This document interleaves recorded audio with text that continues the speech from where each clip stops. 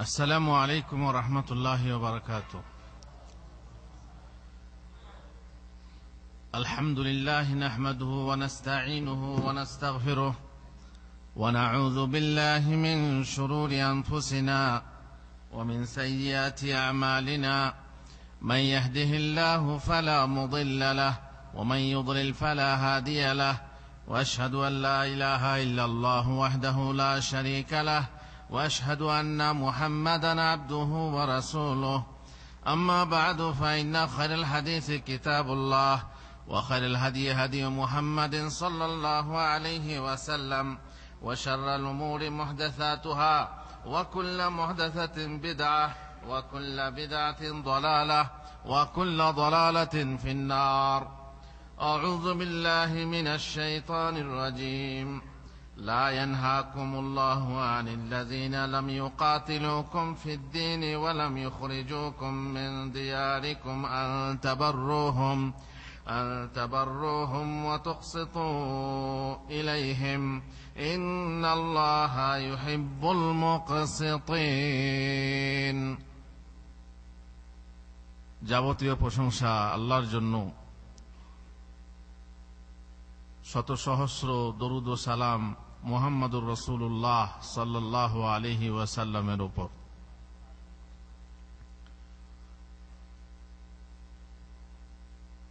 আজকে একটি আলোচনা, পূর্ব আলোচনার জের স্বরূপ আমাদের ব্যবহার, আমাদের চরিত্র, আমাদের ইনসাফ অমুসলিমদের সাথে কেমন হওয়া উচিত। অমুসলিম বলে, তারা কাফের বলে তাদেরকে তুচ্ছ তাচ্ছিল্য করা, গালাগালি করা, তাদেরকে দূর করা, অস্পৃশ্য মনে করা। অস্পৃশ্য বোঝেন? অস্পৃশ্য কাকে বলে? অস্পৃশ্য তার মানে দেখবেন এটা অমুসলিমদের ভিতরেই বেশি আছে। মুসলিমদের ভিতরে হয়তো কেউ কেউ থাকতে পারে। তার মানে আপনাকে ছুঁয়ে দিলে, আমি ম্লেচ্ছ বলে আপনাকে ছুঁয়ে দিলে আপনাকে গঙ্গা জলে স্নান করতে হবে বা স্নান করতে হবে। অস্পৃশ্য মানে ছোঁয়া লাগলেই আপনি নাপাক হয়ে গেলেন। আমাদের ইসলামে কি এমন আছে যে যদি কোনো অমুসলিম আপনাকে ছুঁয়ে দেয় বা কোনো অমুসলিমের পাশে যদি বাসের সিটে, প্লেনের সিটে বসে আসেন, তাহলে কি গা না ধুয়ে নামাজ হবে না? আছে নাকি এরকম ইসলামে? অমুসলিমের গায়ে গা লেগেছে বলে আপনার লেবাসটা চেঞ্জ করতে হবে না ওই লেবাসেই নামাজ হবে? ওই লেবাসেই নামাজ হবে। তাহলে আমাদের মধ্যে অস্পৃশ্যতা নেই। আমরা ছুবি ছুবি ছুবি ছুঁস না না এরকম না, এই ছুঁয়ে দিলে এরকম না। আমাদের অমুসলিমদেরকে ছুলেও আমরা মসজিদে গিয়ে দিব্যি নামাজ পড়তে পারি, আমরা নাপাক হই না। তো যদি আপনি অমুসলিমদের সাথে এরকম ব্যবহার করেন, এটা কি আপনার জন্য জায়েজ? দেখুন, আগেই বলেছিলাম যে মুসলমানরা সারা পৃথিবীতে বাস করছে, কোথাও সংখ্যা লঘু হয়ে, কোথাও সংখ্যা গুরু হয়ে। সব জায়গায় একরকম ভাবনা চিন্তা করলে হবে না। তবে মুসলমানদের আম চরিত্র, আম ব্যবহার যেটা, সেটা সংখ্যা গুরু অবস্থায় হোক অথবা সংখ্যা লঘু অবস্থাতে হোক, সেটা কিন্তু এক। আপনি ইনসাফ করবেন, অমুসলিমের সাথে ইনসাফ করবেন। যেখানে 80%, 90% বা 100% মুসলিম, সেখানেও, তাই না? সৌদি আরবে অমুসলিমদের সঙ্গে ইনসাফ করা হয় না? হয় না? অবশ্যই হয়। এ নয় যে অমুসলিম অতএব দূর দূর ছি। এখানে আপনারা দেখেছেন অমুসলিমরা মসজিদ পর্যন্ত সাফ করছে। অবশ্য অনেকে ছদ্মবেশে, অনেকে জানতে দেয় না, অনেকে তো জাল পাসপোর্ট করে মুসলিমের নাম নিয়ে আসছে। এবং আমরা জানি যে সমস্ত কোম্পানি ওরা কাজ করাচ্ছে, তারা অমুসলিম আমেল দিয়ে মসজিদ পরিষ্কার করাচ্ছে। তবুও আমরা কিচ্ছু বলি না, কারণ সমস্যা নেই। অমুসলিম পাচক দ্বারা, পাচক মানে রান্নাকারী, ওই ক্যাটারিং এ রান্না হচ্ছে, অমুসলিম দ্বারা রান্না হচ্ছে। আপনি অমুসলিম দ্বারা রান্না, অমুসলিম লন্ড্রিতে যারা কাজ করে তাদেরকে কি বলে, যারা ধোপা, অমুসলিম ধোপা দ্বারা কাপড় ধুইয়ে আপনি ব্যবহার করছেন, তাতে নামাজ হবে না? হবে না? হ্যাঁ, নাকি অমুসলিম বলে তার হাতে রান্না খাওয়া হবে না? নিশ্চয়ই। আর আমরা আমাদের দেশে অমুসলিমদের মিষ্টির দোকানে, সাধারণত মিষ্টির দোকান কাদের হয়? অমুসলিমদের হয়। আমরা সেখানে দিব্যি মিষ্টি কিনে খাই, তাই না? আর তাদের হোটেলে ভাত খাই না? এটা অবশ্য বলবো, তাদের হোটেলে ভাত খাওয়া যাবে না, যাবে না, পরের কথা আসছি পরে। এখন আমরা বলছি ব্যবহার কেমন হওয়া উচিত। আপনি যদি সংখ্যাগুরু দেশে থাকেন, সেখানেও আপনার ন্যায় পরায়ণতা ও ইনসাফ থাকা উচিত, এবং যদি আপনি সংখ্যালঘু হন তাহলে তো বলতেই হবে না, সেখানে আপনি দুর্বল। আর দুর্বল হয়ে যদি অমুসলিমদের সাথে আপনি সবলের মতো ব্যবহার করেন, তাহলে এটা বোকামি ছাড়া কিচ্ছু না।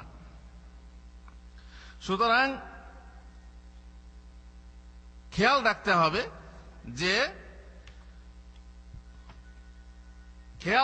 হবে যে আপনি সব সময় যে কোনো অবস্থায় আপনি ব্যবহার করবেন অমুসলিমদের সাথে ন্যায় এবং ইনসাফপূর্ণ ব্যবহার।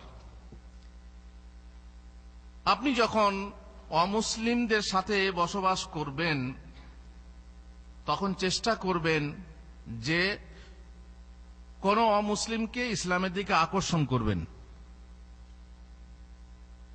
এতে আপনার স্বার্থপরতা আছে কিছু? এতে আপনার লাভ হবে? একজন অমুসলিম যদি মুসলিম হয়, আপনার কোনো লাভ হবে? কি লাভ আছে? দুনিয়ার কোনো লাভ নেই, পার্থিব্য কোনো স্বার্থ নেই, কিন্তু আমার সওয়াব আছে আখেরাতে, এই জন্য আমি তাকে আকর্ষণ করব। এই জন্য কোনো অমুসলিম যেন এটা মনে না করে যে মাথায় হাত বুলিয়ে মুসলিম বানিয়ে নিল, তো লাভটা কি আমার? তুমি মুসলমান হলে আমার লাভটা কি হলো? আমার দুনিয়াতে কোনো লাভ হবে না, বরং এর লাভ আমি আখেরাতে পাবো, এই জন্য করছি। এই জন্য আকর্ষণ করতে হবে। আপনি আপনার ব্যবহারে এমন ব্যবহার প্রদর্শন করবেন না যে সে বিকর্ষণ, সেই আপনার বিকর্ষণে সে সরে যাচ্ছে, দূর হয়ে যাচ্ছে। এটা কিন্তু আপনার চরিত্র হওয়া উচিত না। এই জন্য আপনারা শুনেছেন জাকাতের কয়টা খাত? কটা? 8টা। দেখছেন খুব কম লোক জানে এসব, নাহলে তো আপনার জোর গলায় বলতেন যে হ্যাঁ আমরা জানি। কটা খাত? 8টা খাত। এই 8টা খাতের মধ্যে একটা খাত কি জানেন? ওয়াল মুআল্লাফাতি কুলুবুহুম, ইসলামের দিকে আকৃষ্ট করার জন্য কাফেরদেরকে যাকাত দেওয়া যায়। একটা আপনার সাথে বা আপনার বাড়িতে কাজ করছে বা আপনার আন্ডারে কাজ করছে বা আপনার প্রতিবেশী, তাকে আপনি যাকাত দেবেন কি জন্য? যাতে করে সে ইসলামের দিকে আকৃষ্ট হয়। আপনার স্বার্থ আছে কি? না, স্বার্থ কিছুই নেই, এই যে বললাম আখিরাতের স্বার্থ। তাহলে অমুসলিমকে আকৃষ্ট আপনি করবেন। আচ্ছা, অমুসলিম যদি দাওয়াত দেয় তো তার বাসায় গিয়ে কি দাওয়াত খাওয়া যাবে? আপনার প্রতিবেশী মনে করুন সে আপনাকে দাওয়াত দিল, আজ আমার বাসাতে খাওয়া দাওয়া করবেন। কিংবা রমজানে রোজা রাখছেন, আপনারা দেখছেন হ্যাঁ ওরা সব পার্টি করে খাচ্ছে, এক অপরকে দাওয়াত দিচ্ছে, মাশাআল্লাহ। তো আমিও একদিন আমার প্রতিবেশী বা আপনার ক্লাসমেট বা আপনার সহকর্মী, একই অফিসে চাকরি করেন, আরে আমার বাসায় আজকে ইফতারি করবি। হ্যাঁ, ইফতারি করা যাবে?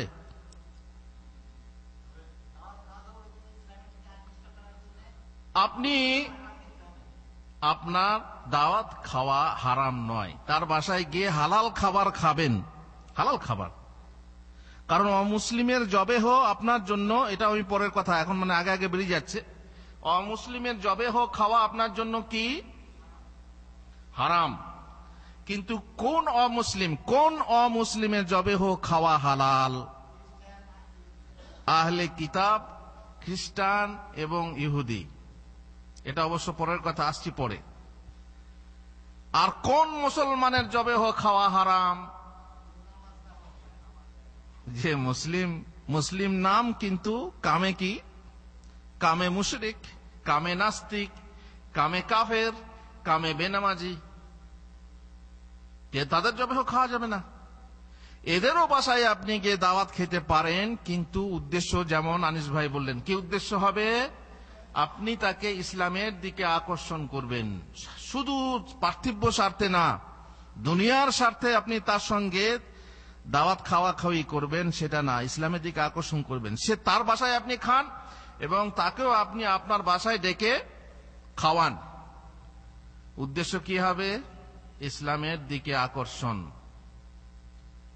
অমুসলিমদের সাথে এক প্লেটে বসে খেতে পারেন না? পারেন না? হ্যাঁ, পারেন, পারেন। কিন্তু উদ্দেশ্য হবে কি? ইসলামের দিকে আকর্ষণ। আপনি এমন ব্যবহার প্রদর্শন করবেন যে ব্যবহারের ফলে সে আপনার দিকে বা ইসলামের দিকে আকৃষ্ট হয় এবং ইসলাম থেকে সে দূরে সরে না যায়। আপনারা জানেন বহু লোক সৌদি আরবে আসে, দেশে ফিরে যায় অমুসলিম, বহু অমুসলিমের কথা বলছি। কোন কোন অমুসলিম মুসলমান হয়ে ফিরে যায়। কেন? সে তার কাফিলের কাছ থেকে এমন ব্যবহার দেখেছে যার ফলে সে মুসলমান হয়ে গেছে।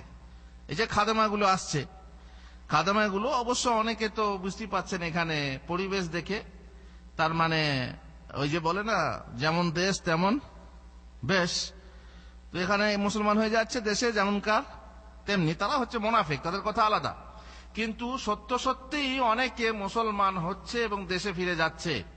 আর এমনও অমুসলিম বহু আছে যারা দেশে ফিরে যাচ্ছে, বেশি করে মুসলিম বিদ্বেষী হয়ে যাচ্ছে। কেন বলুন তো? এখানকার কানুন, এখানকার সিস্টেম, এখানকার তার কাফিলের ব্যবহার ভালো না, সবসময় ইয়া হিমার, ইয়া কালব, মারধর ইত্যাদি। এবার একজন মুসলিম যখন এখান থেকে শিক্ষা নিয়ে গেল, তখন ভাবলো কি সমস্ত মুসলমানরা আমার কাফিলের মতো। এই জন্য আমি আগে বলেছিলাম যে মুসলিমদের ব্যবহার দেখে ইসলামকে চেনা যায় না, ইসলামকে চিনতে হবে ইসলাম দেখে।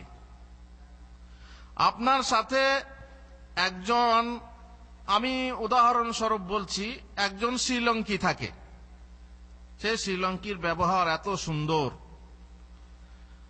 জালালের সঙ্গে থাকে, সেই শ্রীলঙ্কি খুব সুন্দর ব্যবহার, অমুসলিম। আর হিলালের সঙ্গে একজন শ্রীলঙ্কি থাকে, বড্ড হারামি। আমি শ্রীলঙ্কা উদাহরণস্বরূপ বলছি, আমি আসলে এটা উদাহরণস্বরূপ বলছি। অমুসলিম দেশ, দুজনেই অমুসলিম। জালালের সঙ্গে থাকে খুব সুন্দর ব্যবহার, আর হিলালের সঙ্গে থাকে বড্ড হারামি। দুজনেই যখন আমার কাছে গল্প করবে, তখন জালাল বলবে, হ্যাঁ আরে শ্রীলঙ্কার লোকগুলো খুব ব্যবহার সুন্দর, বলবে না? কারণ তার সঙ্গে কে ছিল? ভালো লোক ছিল। আর হিলাল যখন গল্প, ভাই বড্ড হারামি, সে এই করে, সে ওই করে। এটা স্বাভাবিক। যার সঙ্গে যে অভিজ্ঞতা লাভ হয়েছে, সেই অভিজ্ঞতা অনুযায়ী সে নিজের অভিজ্ঞতা প্রকাশ করে বলবে যে শ্রীলঙ্কার লোক। কিন্তু শ্রীলঙ্কার একটা লোক দেখে সারা শ্রীলঙ্কার লোককে যদি আপনি কিয়াস করেন, তাহলে আপনি জ্ঞানী লোক না বোকা লোক? বোকা লোক। হুজুর বোকাখানা বলছেন, এটা তো যুক্তির কথা। হাঁড়িতে যখন আমরা ভাত দেখি, তো ভাতের সবগুলোকে টিপে টিপে দেখতে হয় হয়েছে না হয়নি, না একটা ভাত বা দুটো ভাত টিপে দেখলেই হবে যে ভাত হয়েছে কি হয়নি? হ্যাঁ, মেয়েরা কি করে, সব ভাতগুলোই টিপে দেখে। হাঁড়ির দুটো ভাত টিপে দেখলেই বোঝা যায় যে গোটা হাঁড়ি আমার কি হয়ে গেছে, ভাত হয়ে গেছে। এটা যুক্তির কথা। দেশের একটা লোক দেখলেই বোঝা যাবে সেই দেশের লোকের অবস্থা কি। যুক্তি ঠিক না ভুল? 100 নম্বর ভুল। এই যুক্তি ঠিক না। যে হাঁড়িতে এক রকম চাল আছে, বাসমতি তো বাসমতি, বরমাল তো বরমাল, আমাদের দেশে কি বলে বরমালকে? মোটা চাল যেটা, তাহলে না আপনি বুঝতে পারবেন যে ভাত হয়েছে না হয়নি।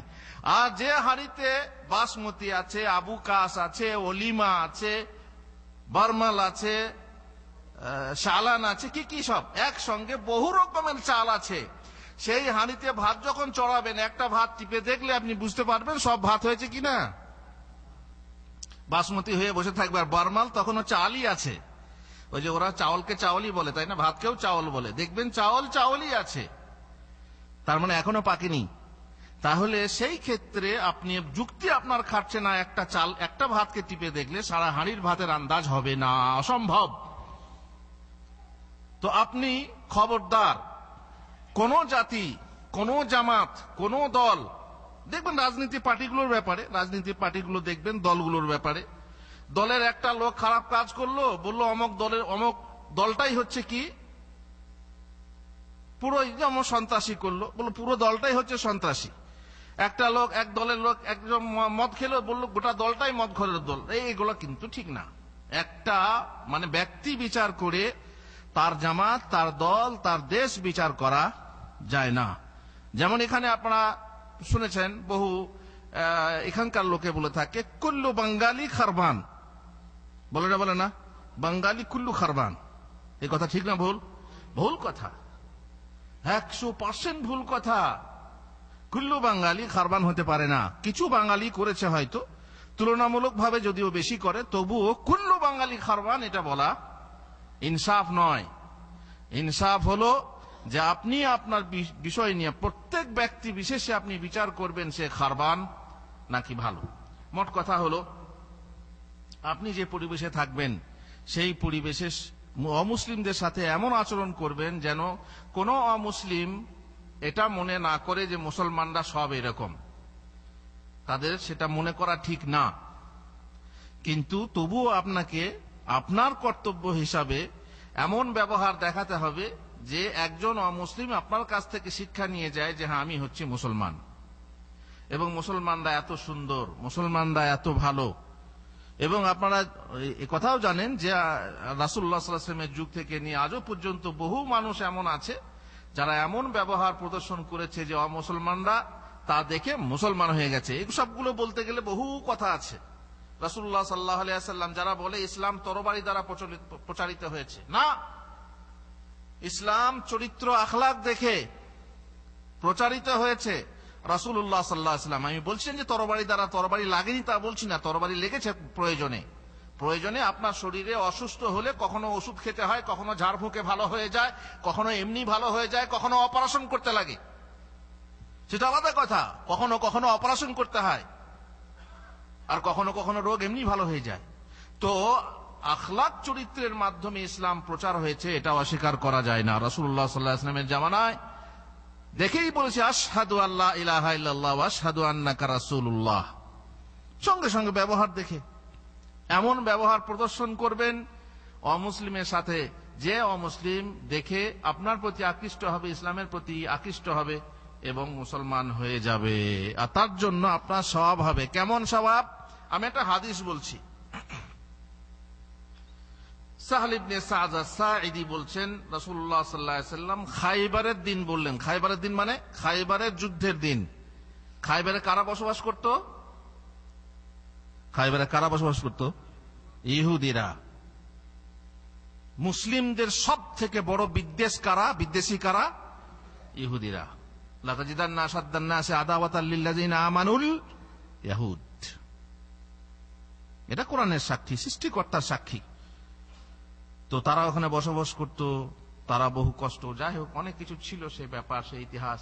রাসূলুল্লাহ সাল্লাল্লাহু আলাইহি ওয়াসাল্লাম দেখলেন যে সেখানে যুদ্ধ করতে হবে এবং তাদেরকে শায়েস্তা করতে হবে। তো বললেন, রাত্রে বললেন লা আতিয়ান্নার রায়াতা গাদান রাজুলান ইফতাহুল্লাহু আলা ইয়াদাইহি, কাল সকালে এই যুদ্ধবাহিনী, এই সেনাবাহিনী যে খায়বারের যুদ্ধের জন্য যাচ্ছে, এমন এক সেনাপতির হাতে দেব যার হাতে, যার দ্বারাতে খায়বার জয়লাভ করব। সাহাবার নাম না নিয়ে বললেন কে? রাজা, যিনি রাষ্ট্রপ্রধান, তিনি বললেন এমন এক লোকের হাতে দেব তার হাতে খায়বার জয় হবে। ইউহিব্বুল্লাহু ওয়া রাসূলাহ, সেই লোক আল্লাহ এবং তার রাসূলকে ভালোবাসে। আল্লাহু আকবার। সেই লোক আল্লাহ এবং তার রাসূলকে ভালোবাসে। ওয়া ইউহিব্বুহুল্লাহু ওয়া রাসূলুল্লাহ, এবং সেই লোককে আল্লাহ ভালোবাসেন এবং তার রাসূলও ভালোবাসেন। সুবহানাল্লাহ। কে লোক সে? ফাবাতান নাসু ইয়াদুকুনা লাইলাতাহুম, সমস্ত লোক শুনে সবাই ভাবছে ও সেই লোককে, এত বড় সৌভাগ্যবান যে আল্লাহ আল্লাহ রসুলকে ভালোবাসে এবং যাকে আল্লাহ আল্লাহ রসুল ভালোবাসেন, সুবহানাল্লাহ। সেই লোককে সবারই মনে মনে একটা আকাঙ্ক্ষা যে আমি হব সেই লোক। আমি হব সেই সৌভাগ্যবান। সবাই নিজে নিজে চিন্তা করতে লাগলো যে আমি হব সেই সৌভাগ্যবান। আইয়ুহুম ইয়াতাহা, কাল সকালে আমাকেই যেন সেটা দেওয়া হয়, এই কামনা করতে লাগলো, এই আশা করতে লাগলো। ফালাম্মা আসবাহান নাস গাদাউ আলা রাসূলিল্লাহ সাল্লাল্লাহু আলাইহি ওয়াসাল্লাম কুল্লুহুম ইয়ারজু আন ইয়াতাহা। সকাল হতে রাসূলুল্লাহ সাল্লাল্লাহু আলাইহি ওয়াসাল্লামের কাছে উপস্থিত হয়ে সবাই চিন্তা করতে লাগলেন, সবাই আশা করতে লাগলেন।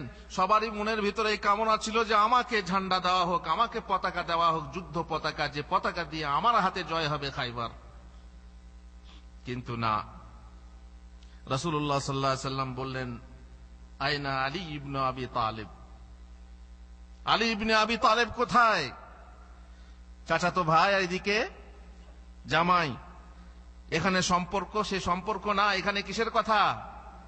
এখানে দ্বীনের কথা, এখানে আত্মীয়তার বন্ধন না, এখানে দ্বীনী বন্ধন। আলী ইবনে আবি তালিব কোথায়? ফাকিলা ইয়া রাসূলুল্লাহ ওয়া ইয়াশতাকি আইনাইহি। আলী ইবনে আবি তালিব হাজির না, সভাতে হাজির হয়নি।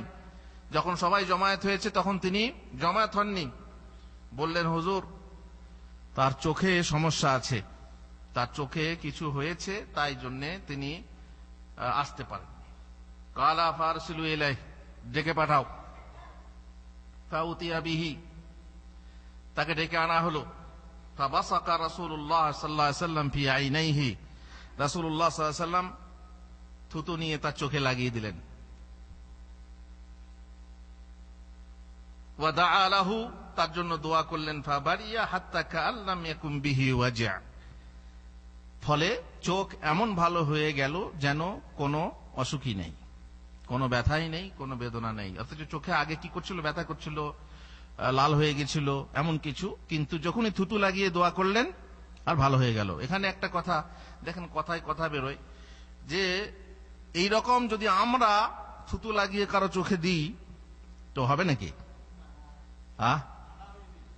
রাসূলুল্লাহ সাল্লাল্লাহু আলাইহি ওয়াসাল্লাম দিয়েছেন, এটা সুন্নাত। দেখেন বাদশা কি বলছে, যে কানা হয়ে যাবে। তার মানে আমাদের থুতু এমন বিষাক্ত, হতে পারে হতে পারে হতে পারে হতে পারে যে আমাদের থুতু এমন, আমরা এমন লোক যে আমাদের থুতুতে লোকের চোখ কানা হয়ে যাবে। আর রাসূলুল্লাহ সাল্লাল্লাহু আলাইহি ওয়াসাল্লাম ছিলেন রাসূলুল্লাহ, তার সমস্ত জিনিস ছিল শিফা, তার গায়ের ঘাম ছিল ওষুধ, এবং আরবের সব থেকে শ্রেষ্ঠ আতর, তার কথা আলাদা। এবার যদি কেউ বলে যে বাচ্চা হওয়ার পর কি করতে হয়, রাসূলুল্লাহ সাল্লাল্লাহু আলাইহি ওয়াসাল্লাম খেজুর চিবিয়ে খাইয়েছিলেন, তো আমাদেরকে খেজুর চিবিয়ে খাইতে হবে, ঠিক নাকি? রাসূলুল্লাহ সাল্লাল্লাহু আলাইহি ওয়াসাল্লাম কবরের পাশ দিয়ে পার হয়ে গেলেন, ওহীর মাধ্যমে জানতে পারলেন কবরে আযাব হচ্ছে। খেজুর ডাল, কাঁচা খেজুর ডাল ভেঙে নিয়ে এসে গেড়ে দিলেন এবং বললেন, যতক্ষণ খেজুর ডালটা ভিজে থাকবে ততক্ষণ কবরের আযাব হবে না। আমরাও দাফন করার পরে খেজুর ডাল গাড়তে লাগলাম, চলে নাকি? হলো এই কথা? কোথায় শেখ সাদী আর কোথায় ছাগলের লাদি, তাই না? কোথায় ইন্দিরা গান্ধী আর কোথায় আপনার বাঁধি, এদের হয়নি কিন্তু একটা, হতেই পারে না। সুতরাং এই পার্থক্য আপনাকে খেয়াল রাখতে হবে। এখানে রাসূলুল্লাহ সাল্লাল্লাহু আলাইহি ওয়াসাল্লাম চোখে থুতু লাগিয়ে দিলেন, ভালো হয়ে গেল, কিন্তু আপনি খবরদার কারো চিকিৎসা করার জন্য এই কাজ করবেন না, রাসূলুল্লাহ সাল্লাল্লাহু আলাইহি ওয়াসাল্লাম সুন্নাত মনে করে। ফাআতাহুর রায়া, মোট কথা আলী রাদিয়াল্লাহু তাআলা আনহুকে রাসূলুল্লাহ সাল্লাল্লাহু আলাইহি ওয়াসাল্লাম ঝান্ডা দিয়ে দিলেন, পতাকা দিলেন। ফাকালা আলী ইয়া রাসূলুল্লাহ ওয়াকাতিলহুম হাত্তা ইয়াকুনু মিসলানা। ইয়া রাসূলুল্লাহ, আমরা সেখানে গিয়ে তাদের বিরুদ্ধে জিহাদ করব যতক্ষণ না আমাদের মতো হয়েছে। রাসূলুল্লাহ সাল্লাল্লাহু আলাইহি ওয়াসাল্লাম বললেন, উনফুজ আলা রিসলিক। মানুষ খুন করার জন্য পাঠানো হয়নি, আলীকে পাঠানো হয়েছিল যে সব শেষ করে দাও। কি জন্য পাঠানো হয়েছিল? যুদ্ধের আগে কি? যুদ্ধের আগে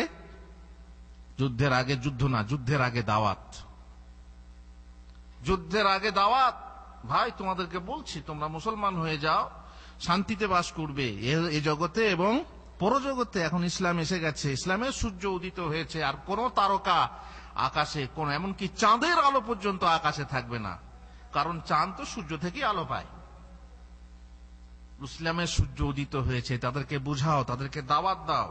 উনফুজ আলা রিসলিক হাত্তা তানজিলা ফি সাহাতিহিম, সুম্মা দুউহুম ইলাল ইসলাম। এই দেখেন, সুম্মা দুউহুম ইলাল ইসলাম, তাদের সেখানে গিয়ে তাদেরকে ইসলামের দিকে আহ্বান করো, শান্তির দিকে আহ্বান করো। ফাআখবিরহুম বিমা ইয়াজিবু আলাইহিম মিন হাক্কিল্লাহি তাআলা ফি, তারাও আহলে কিতাব, তারাও জানে আল্লাহ তাআলাকে চেনে, আল্লাহ তাআলাকে মানে, কিন্তু বিকৃত রূপে মানে। তাদেরকে বোঝাও যে তাদের উপরে আল্লাহ তাআলার কি কি হক আছে, কি কি ওয়াজিব হক আছে, সে কথা বোঝাও। ফাওয়াল্লাহি, আল্লাহর কসম, লা আন ইয়াহদিয়াল্লাহু বিকা রাজুলান ওয়াহিদান খায়রুল লাকা মিন হুমুরিন নাআম। আল্লাহর কসম করে বলছি, তোমার হাত দ্বারা যদি একটা মানুষ হিদায়াত পায়, একটা মানুষ খুন হয় নয়, একটা মানুষ হিদায়াত পায়, তাহলে সেটা তোমার জন্য আরবের লাল উট অপেক্ষা উত্তম। লাল উট অপেক্ষা উত্তম মানে সে যুগে সব থেকে শ্রেষ্ঠ জিনিস। আমরা উদাহরণস্বরূপ বিভিন্ন শ্রেষ্ঠ জিনিসের কথা বলে থাকি। যদি গাড়ির উদাহরণ দেন, এখন সব থেকে দামি গাড়ি কি কি বলেন আপনারা বেশি জানবেন? হ্যাঁ, সব থেকে দামি গাড়ির নাম কি? লেক্সাস। মনে করেন লেক্সাস। এখন যদি উদাহরণ দিতে হয়, তাহলে আমরা বলবো যে এটা তোমার জন্য এমন উত্তম, লেক্সাস গাড়ি থেকেও উত্তম। তার মানে সব থেকে দামি সম্পদ থেকেও উত্তম যদি তোমার হাতে, তোমার মাধ্যমে একটা লোক রাস্তা পায়, একটা লোক পথ পায়, একটা লোক কি হয়, মুসলমান হয়ে যায়। এই হাদিসটা, লম্বা হাদিসটা বলার উদ্দেশ্য হলো যে আপনি যে পরিবেশে থাকবেন, যে অমুসলিম পরিবেশে থাকবেন, আপনার সাথে যে অমুসলিমদের লেনা দেনা আছে, আসা যাওয়া আছে, তাদের সঙ্গে আপনার ব্যবহার কেমন হওয়া উচিত। সব সময় যেন আপনার মনের ভিতরে এটা থাকে যে আপনি তাকে হেদায়েত করবেন। আপনার মনের ভিতরে যেন এই লোভ থাকে যেন আপনি সব থেকে শ্রেষ্ঠ সম্পদ লাভ করবেন। আপনার মনের ভিতরে যেন এইরকম না থাকে যে যদি আমার পোটে থাকে তাহলে আমরা গদিটা টিকে থাকবে, একে যদি পাই তো আমার ব্যবসায় এত টাকা লাভ হবে, এ যদি আমার পোটে থাকে তাহলে পরে আমার এটা হবে সেটা হবে। দুনিয়ার স্বার্থ যদি আপনার মনের ভিতরে থাকে আর তার জন্য যদি আপনি লেনদেন আদান প্রদান এবং খাওয়া দাওয়া মাখামাখি করেন, তাহলে কিন্তু আপনার জন্য এটা বৈধ নয়। আপনি তাকে আকর্ষণ করবেন, ইসলামের দিকে আকর্ষণ করবেন ইত্যাদি। মোট কথা হলো যে আপনি হবেন দায়ী, আর প্রত্যেক মুসলিম হচ্ছে দায়ী। দায়ী মানে আমি দায়িত্ব কথা বলছি না, দায়ী মানে দাওয়াত দানকারী। ইসলামের দিকে আহ্বান করবেন আপনি আপনার চরিত্রের মাধ্যমে, আপনি আপনার কথার মাধ্যমে, আপনি আপনার ব্যবহারের মাধ্যমে দাওয়াতের কাজ করবেন।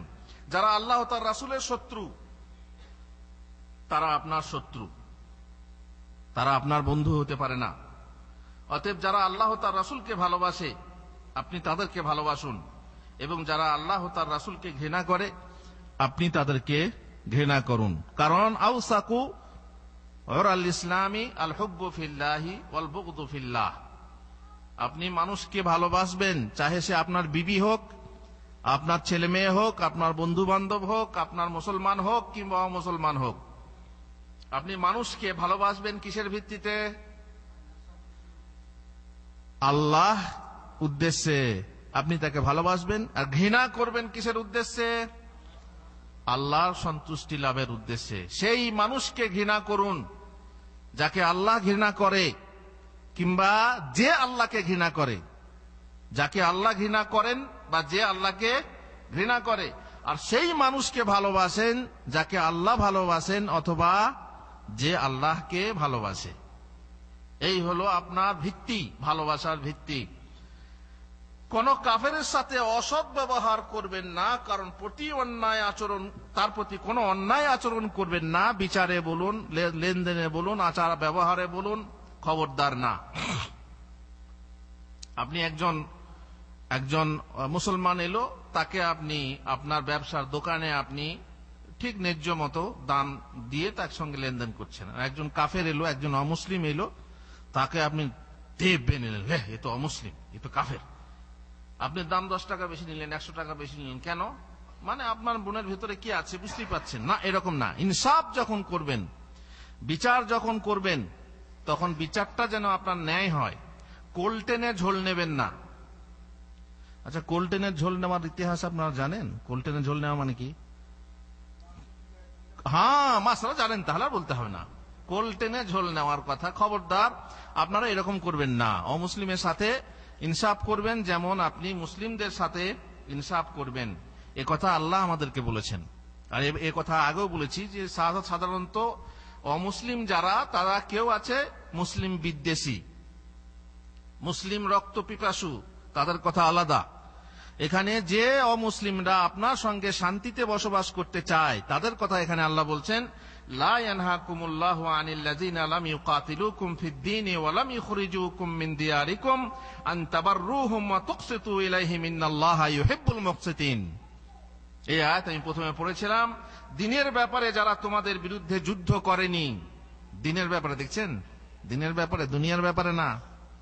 কিন্তু দুঃখের বিষয়, আমাদের কিছু একটা দুনিয়ার ব্যাপারে হয়, সেটাকে দিনের ব্যাপারে চাপিয়ে দেওয়া হয়। যেমন রাজনীতি পার্টিগুলোর ভিতরে হয়, ব্যক্তিগত ব্যাপারে ঝগড়া ঝামেলা হয়ে গেল কি, এবার আমার সঙ্গে যে আমার পার্টি করে, আমার হয়ে লাগলো, আর ওর সঙ্গে ওর পার্টি করার লোক লেগে গেল, হয়ে গেল কি যে অমুক পার্টির সাথে অমুক পার্টির গন্ডগোল। আসলে ব্যাপারটা ব্যক্তিগত ছিল। আমার এলাকায় এক মুসলিম ছেলে কোন এক অমুসলিম মেয়ের গায়ে হাত দিয়েছিল মেলাতে। মেলা তো বুঝেন আপনারা, তাই না? সাধারণত মেলাগুলো পৌষ মাসে হয়, পৌষ মাঘ মাসে। কেন? গরিবদের হাতে টাকা থাকে, সেই টাকাগুলো লোটার সুবিধা হয়। ওরস টোরস গুলো বোধ হয় ওই সময়ই হয় মেলা। শুধু হবেই তো, কারণ এই সময় টাকা, ধান বেচা টাকা আছে, মেহনত করা টাকা আছে। তো সেই মেলাতে গিয়ে এক অমুসলিম ছেলে, একজন মুসলিম ছেলে অমুসলিম মেয়ের গায়ে হাত দিয়েছে। এটা ন্যায় না অন্যায়? বাস, অমুসলিমরা লেগে গেল এর পেছনে।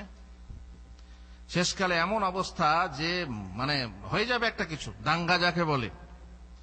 এবারে মুসলমানরা এই মুসলমানের ছেলের সাথ দিচ্ছে। এরকম সাথ দেওয়া উচিত? এরকম সাথ, এরকম সহযোগিতা করা উচিত? সেটা অন্যায় করেছে, সে অন্যায় করেছে।